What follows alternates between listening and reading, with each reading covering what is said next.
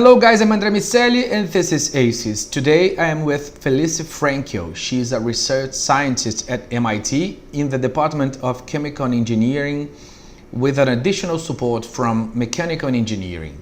So we are going to hear about her amazing pictures and also understand what those incredible pictures has to do with business. So Felice, thank you so much for being here with us today.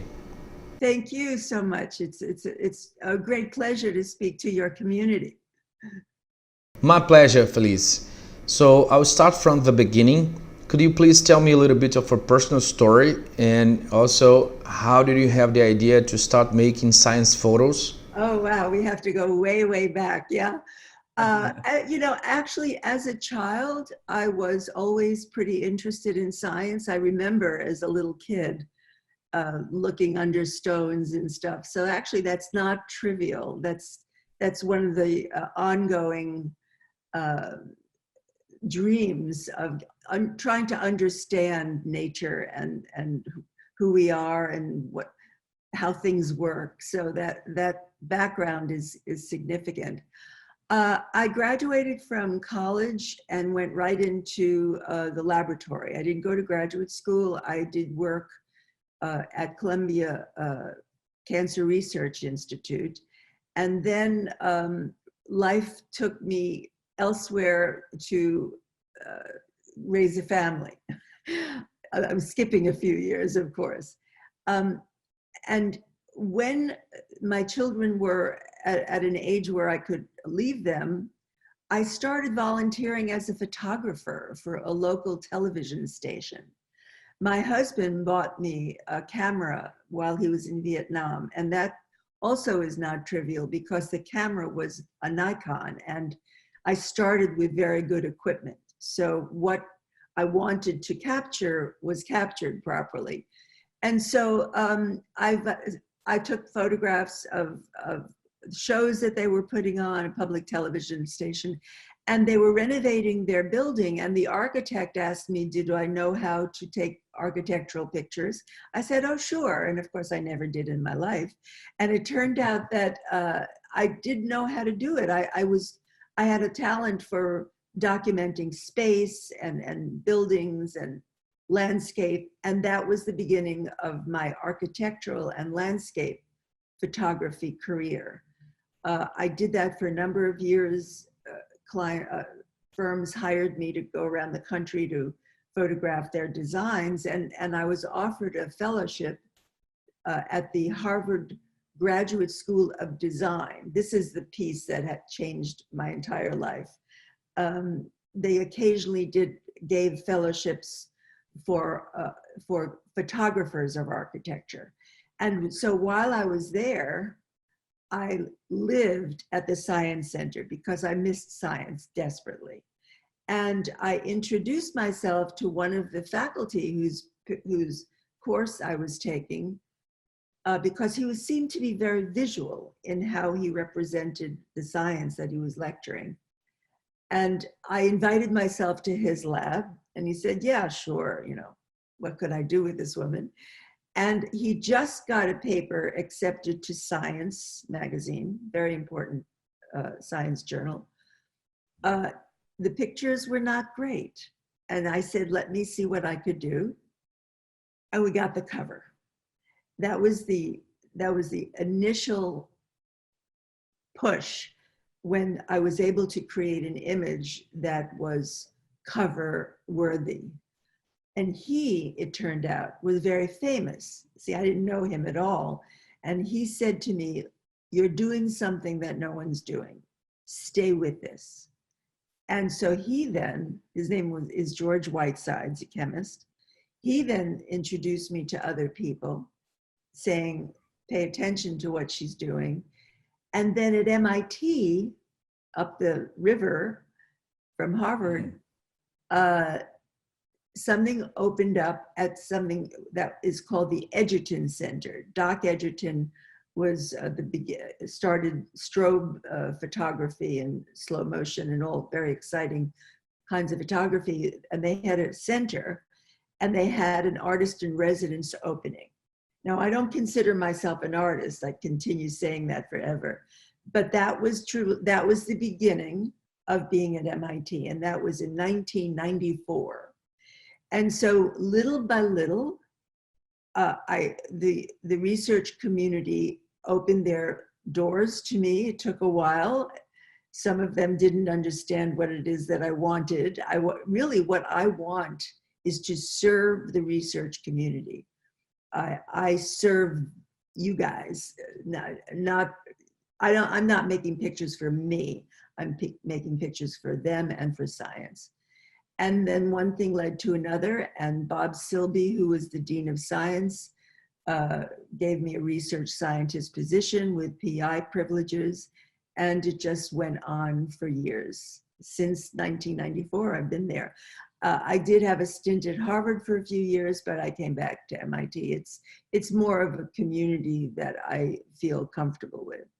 And it's been extraordinary. Now I'm in the School of Engineering, and I basically, what I do is I work with researchers in developing depictions, whether it's photographic or graphic, in how to submit to journals, but also very important for me is how to talk to the public and to try to get the public to not be as intimidated with science as they are. I think it's been a mistake that researchers are speaking a language that sometimes is unintelligible. And in my opinion, using images and any sort of other visual can engage them to ask questions. So that's kind of what I do, and encouraging the research community to take this quite seriously and not do it the last minute, for example. Yeah, I definitely agree with the link between beauty, visual beauty, and curiosity. It's very clear how those pictures are connected to the evolution of science. What is your opinion about how your work and everything that you have captured are linked to the evolution of science? Yeah, well, there's no question that the more equipment, the more tools we have to find the information in the science, the more we advance the science. So, for example, just take a fairly simple example, just to make a point, is the idea of the atom. Now, Niels Bohr depicted the atom a certain way, with a nucleus and electron balls floating around the nucleus. With advancement of instrumentation, we know more and more, we are getting more information about that, and that depiction is not real anymore. That's not the way it is. And I'm not going to get into the details of all the changes, but if your viewers would be interested, they should look up the history of atomic depiction, because again, as our tools advance, we become more literate as far as the information in the material goes.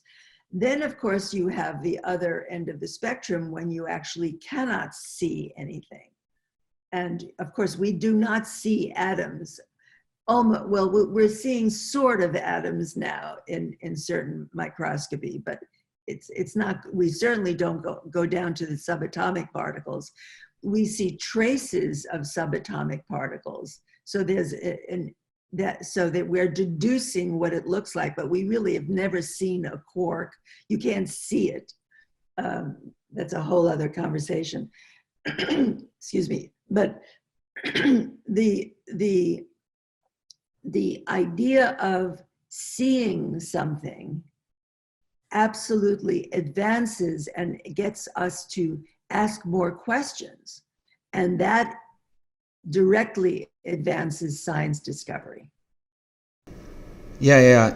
It's somehow like, in a simple way, infographics works in business. Do you think there is a link between those visual concepts, like thinking visually and everything that you have been seeing in business, like, for example, data visualization, analytics, infographics, are they somehow connected? No question about it. In fact, we had a series of workshops engaging people from different areas on thinking visually of how to depict an idea. And it's not, this whole idea that I'm describing to you, it's not only about communicating to others, but if you are asked to think how to visually describe anything, whether it's COVID or how to tie a shoe, how to show a hot spot on the sun, you have to think, you have to create a hierarchy of information. What is the most important thing you must say in this graphic or this photograph? And that exercise is universal, no matter what you are trying to express. Ultimately, this is about expressing ideas and concepts. And it could be economics. And if you get 6 economists around a table and ask them, how would you depict X, Y, and Z?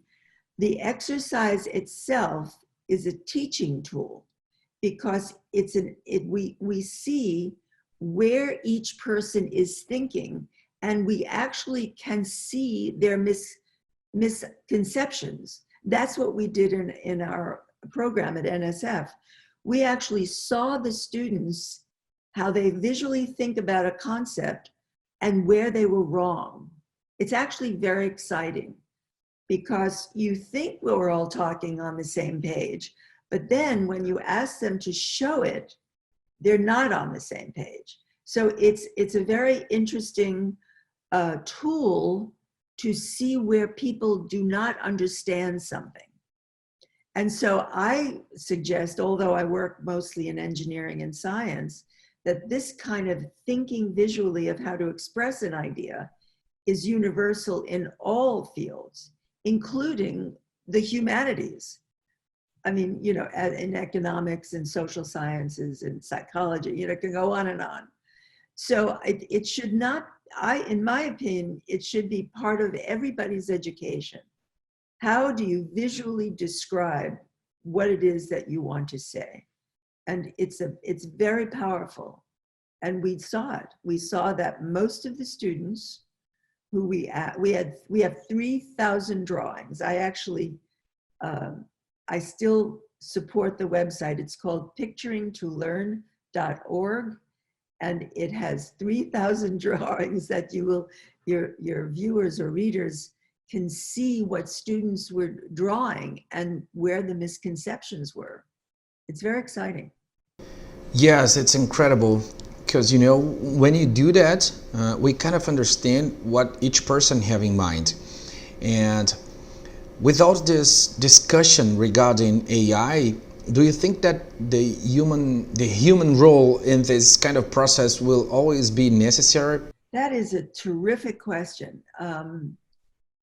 Of course, everybody's thinking of machine learning and AI now, but there was a time when I was working very closely with computer scientists, and I wanted them to help me to create a library of visuals to explain science, a library of, let's say, animations or a still picture. And I wanted them to come up with a scheme so that the computer or the machine can look at a photograph of something that is showing a phenomena, and that the machine will know what the phenomena is without tagging it. I wanted to create a library, a cluster of, let's say, all photographs dealing with Brownian motion. Let's just use that particular concept, or all drawings that show Brownian motion. And they said, we can't do that. We cannot teach the machine how to think about concepts. We could teach the machine about pieces. They could see atoms, and the machine will sort of figure out maybe this is an atom, but it's not going to teach it. The machine will not understand the forces between atoms or the forces between molecules if they were to just see a picture of molecules. So I might be wrong about this, but at this point, machine learning is it's advancing tremendously, but it really is about identifying form and color and movement, but not concepts. And that's where I think we're stuck. How one goes from seeing two atoms and understanding the forces between those atoms. We can do that because we understand the concept of a hydrogen bonding or something. But a machine will not know that unless we tag it. You see, if we tag that picture to say this is about hydrogen bonding, then the machine will then learn when they see something similar that this is about hydrogen bonding. But it's not going to come up with it unless we tell it to identify hydrogen bonding. I don't know if I'm being clear at this point, but yeah, definitely you are. It's not deep. You know, they're using all those people in machine learning. They're using the concept of deep learning, that a computer can truly understand a deeper content. But I don't know if it's as deep as conceptualizing an idea. And I don't have a clue. That will probably happen someday, but not yet. We're far from that. So these really smart computer scientists whose names I could drop, they're very famous. Two of them in particular, I'm not going to do it, but they said, forget it, we can't do that. The only way we could say that the picture is conceptual, is hydrogen bonding, is if somebody else tagged that picture as hydrogen bonding. So you always need the human aspect to the machine in terms of a deeper understanding of a concept. Felice, tell me about your book, Picturing Science and Engineering. What were your ideas when you did it? It's I sort of my last hurrah, sort of saying everything I know, because again, it's a book intended for scientists and engineers, but it really is for everybody, because it talks about making pictures. It brings in how to use a camera, but I'm also discussing how to use a scanner. I mean, that tomato picture that you were talking about, those tomatoes I put on a flatbed scanner, and I scanned it as a very high resolution. So you could zoom into that picture and see things almost as if you were seeing with a microscope.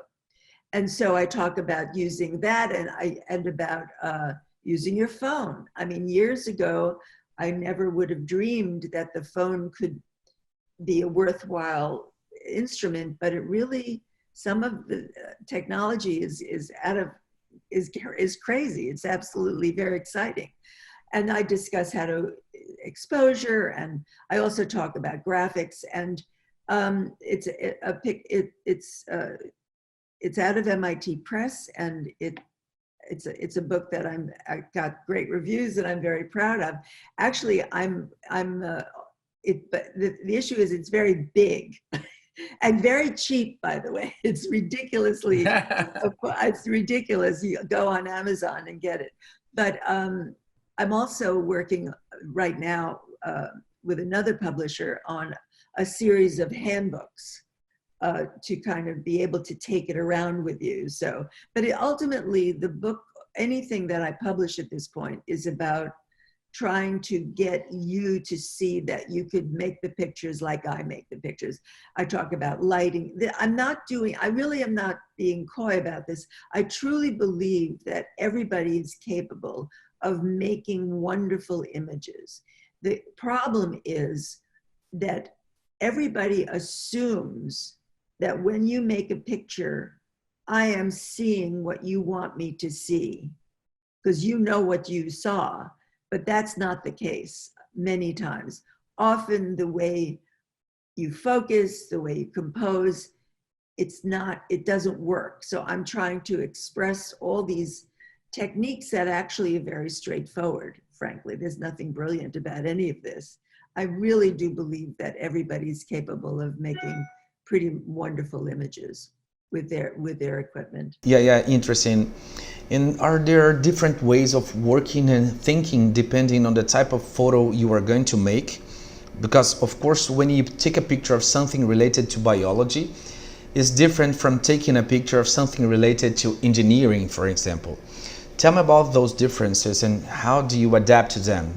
So of course you're working at different scales. That's number one. Biology is mostly things that well, unless you're we're talking about molecular biology, but most of this biology that we see pictures of mostly are microscopic, that you can't see with your eye, but you use a particular instrument. Sometimes you use photons, sometimes you use electrons, because it's even smaller than the wavelength of light. And so you are kind of forced to using particular equipment that an engineer really is not that interested in. Engineering mostly is about stuff that you make, devices, and that's where the things are happening these days. The devices of analyzing chemistries and everything are getting smaller and smaller, but they're devices that we can generally hold in our hand. And so you don't need a microscope to show something like a device. You just use a camera. But in the end, whether you're imaging astronomy or nanotechnology, you still are dealing with various similarities: composition, color, what is it that you're going to leave out in your picture? What can you leave in? And another important chapter in the book is about image enhancement. How far are we permitted to go to make a picture more communicative? And that's a very, very important conversation that we don't have enough about. In science, we really cannot manipulate the images. Occasionally, I will do a little bit of manipulation, but always in terms of increasing saturation of color, for example. But always I indicate that I've done this. And it's the same in astronomical image making. We have to understand the technique that is going on. But just keep in mind that all the tools that we use are in itself manipulating reality. The nature of making a picture is a manipulation. You're leaving out everything else. And so you can go so far as to say no manipulation, because your camera, for example, will take a picture differently from my camera, because the cameras already have built-in computation that makes the images look better. That's a manipulation. So I'm bringing this up because no matter whether we're looking at molecules or event horizons in the universe, it ultimately is about making decisions on what to show and pay attention to how the image has been manipulated. Yes, amazing, Felice. My last question, what a person who wants to work with this activity should do, where people can find more about what you do and learn how to take pictures of science. Thank you for that. So one of the things that I'm very proud of is online at MIT OpenCourseware. If they go to MIT and look at OpenCourseware, we have a course that consists of about 32 tutorials. They're very short. I'm not offering the course in terms of homework and stuff, but the tutorials are available free. And I go step by step on how to do various things and show examples. I show case studies, for example, of how I started from here and ended up here. And when we offered the course in real time, we had 12,000 people registered, if you can imagine. But we were able to deal with it with giving them homework and all that. We're not doing that now, but the tutorials themselves are extraordinarily helpful. All you hear, I don't talk to the camera, you don't see me, it's just all voiceover and showing how we get from one spot to another. And so I truly suggest, if you're interested in seeing a little bit of that, to go to the OpenCourseware and look for Felice Frankel, just put in my name. And then of course the book, thank you for plugging that. And look out for more books later on, because I'm not finished yet. I'm determined to open the world up to this. Wow, congratulations for your amazing job, Felice, and thank you for being with us. Guys, I'm André Miceli and I was with Felice Frankel, research scientist at MIT in the Department of Chemical Engineering with an additional support of Mechanical Engineering. Stay with us for more at MIT Technology Review Brazil. Bye.